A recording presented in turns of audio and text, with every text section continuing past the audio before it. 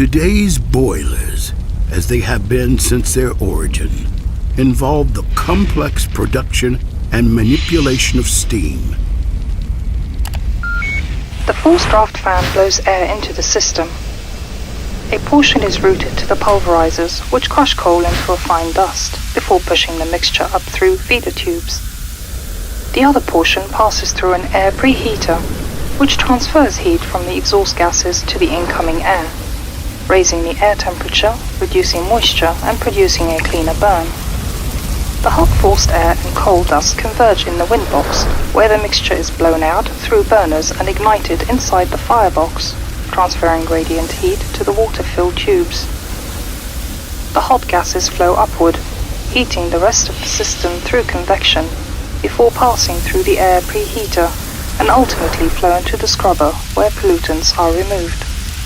Liquid water is pumped into the system at the economizer.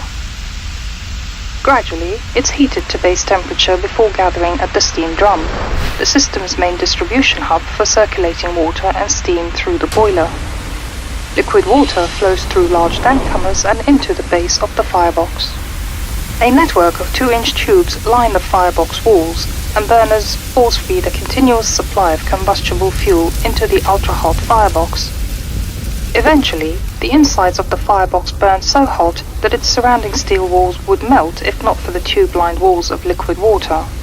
At the point in the cycle when the liquid water turns to steam, the steam separates and collects at the top of the steam drum.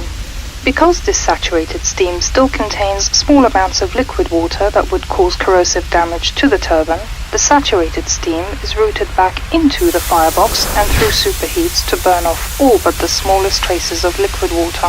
This dry, superheated steam then exits the boiler, passing through a steam locker and ultimately providing power to the spinning turbine, which generates electricity.